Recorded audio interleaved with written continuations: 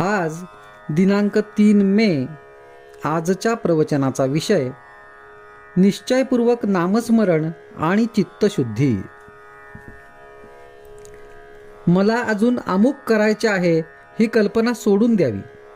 आता मी परमेश्वराचा झालो, आता मला काही करायचे राहिले नाही, अशी मनाची स्थिती झाली पाहिजे.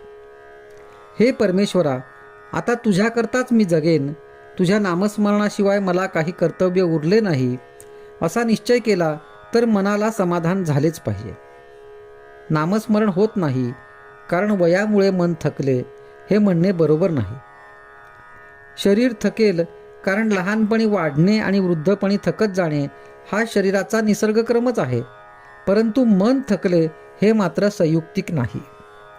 मन हा परमेश्वराचा अंश आहे असे आपल्या दिव्य विभूती सांगताना भगवंतांनी सांगितले आहे.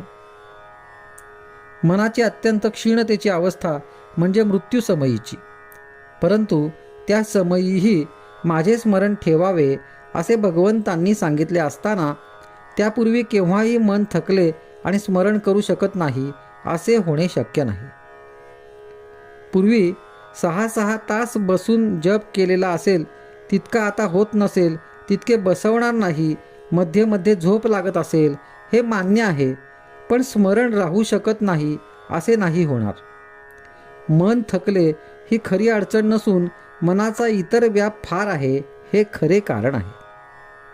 तेव्हा सर्व व्यापांतून आणि काळजीतून लक्ष काढून ते भगवंताकडे लावणे जरूर आहे.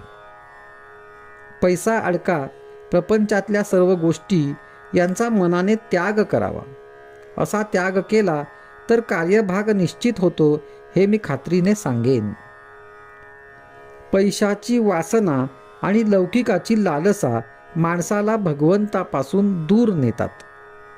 त्यांच्या तावडीत सापडता कामा नये. लोकेशणा आणि धनेच्छा या दोन्ही गोष्टींचा संबंध प्रपंचात वावरत असताना येणारच. तो टाळता येणे कठीण आहे, पण ज्याला भगवंताचे प्रेम पाहिजे आहे त्याने त्यांचा गुणधर्म ओळखून त्यांना वापरावे, म्हणजे त्यांच्यापासून उत्पन्न होणारे दोष त्याला बाधणार नाहीत. धर्माचरण, भगवत भक्ती, नामस्मरण आणि सत्संग हे चित्तशुद्धीचे उपाय होत. किंवा एकाच शब्दात असे म्हणता येईल की सत्संग हाच याला तोडगा आहे. चित्तशुद्धीचे लक्षण हे की आपल्यासारखेच सर्व जग सुखी व्हावे ही भावना असणे. ही भावना वाढण्यासाठी सर्व जग सुखी असावे अशी प्रार्थना करण्याचा नेहमी परिपाठ ठेवावा, म्हणजे हळूहळू भगवत कृपेने साधेल.